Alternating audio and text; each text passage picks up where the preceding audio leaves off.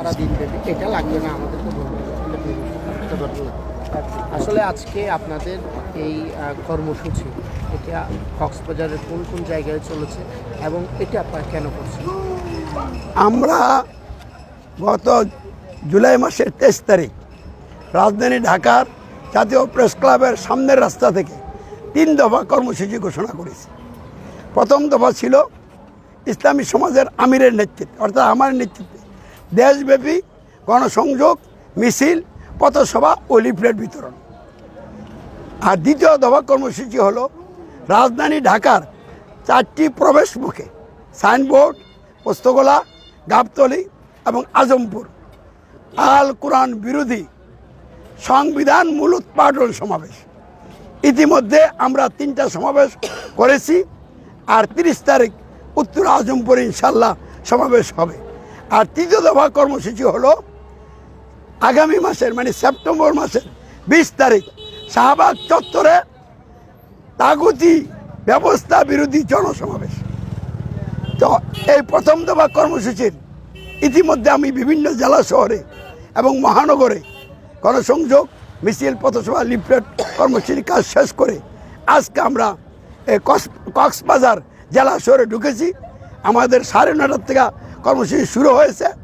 আমরা পর্যায়ক্রমে রোডম্যাপ অনুযায়ী আমরা গণসংযোগ করছি, পথসভায় বক্তব্য রাখছি, লিফলেট বিতরণ করছি। আমরা সমাজ রাষ্ট্রে ইসলাম প্রতিষ্ঠার জন্য কাজ করছি, জাহান্নাম থেকে বাঁচার জন্য, জান্নাতে যাওয়ার জন্য কাজ করছি। আমাদের একমাত্র উদ্দেশ্য আল্লাহর সন্তুষ্টি। আর আল্লাহর সন্তুষ্টি লাভ করতে হলে ইসলাম প্রতিষ্ঠার কাজ না করে আল্লাহকে সন্তুষ্ট করা সম্ভব নয়।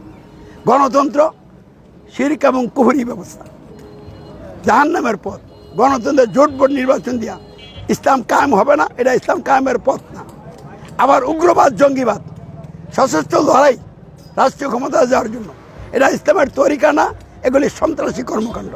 এই জন্য আমরা এইসব কাজের সাথে নাই।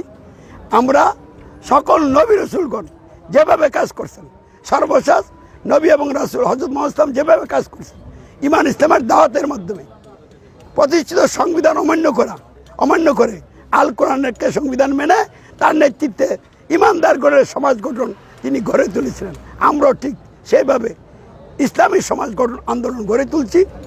আমরা সবর ক্ষমার নীতিতে আসি, লোকদের হেদায়েতের জন্য দোয়া করছি, আর দরদ ভরা মন নিয়ে সকলকে দাওয়াত দিয়ে যাচ্ছি। সবর ক্ষমার নীতিতে আসি, মোকাবেলা আমরা করি না। আমাদের উপরে বহু জায়গায় হামলা হয়েছে, আমরা মোকাবেলা করছি না। আমরা আল্লাহর উপরে মোকাবেলার দায়িত্ব দিয়ে দিছি। অনেক ভাই হামলা করার পরে তারা অনুশোচনা করে, তাদের উপলব্ধি হয় আমরা এই কাজটা বলি।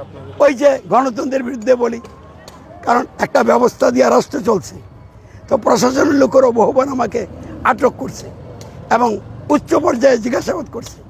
তারা আমাকে এই কথা বলছে, আপনি যে কথা বলছেন, আমরা তো একটা ব্যবস্থা দিয়ে রাষ্ট্র চালাচ্ছি, আমরা তো ব্যবস্থার বিরুদ্ধে বলছেন, আমরা তো রাষ্ট্রদ্রোহী। আমি বলছি না, আমি রাষ্ট্রদ্রোহী না। আপনারা আল্লাহর দুনিয়ায় বসবাস কইরা আল্লাহর বিধান বাদ দিয়া নিজেদের মন মতো একটা বিধান দিয়ে রাষ্ট্র বানাইছেন, মূলত আপনারা রাষ্ট্রদ্রোহী। তখন তারা ভয় পেয়ে গেছে, আমাকে ছেড়ে দিতে বাধ্য হয়। তা আমি ইনশাল্লাহ দেশে একটা বিপ্লব গড়াইতে চাই, ইসলামের পক্ষে শান্তিপূর্ণভাবে।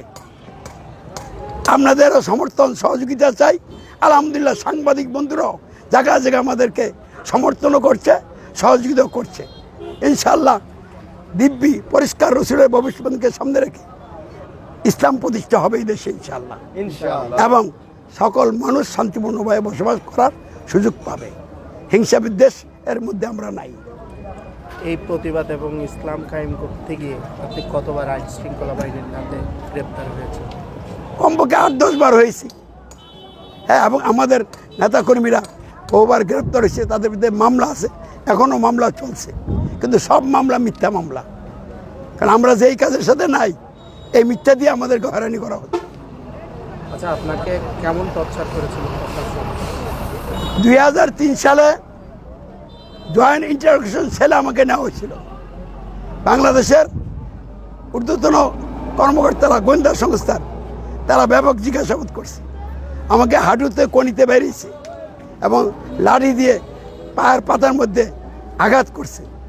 এবং আঘাতের সময় তারা বলছে গণতন্ত্র মানুষ না, আমেরিকার কর্তৃত্ব মানুষ না, আমি বলছি কেন মানবো, গণতন্ত্র তো আল্লাহর দেওয়া ব্যবস্থা না।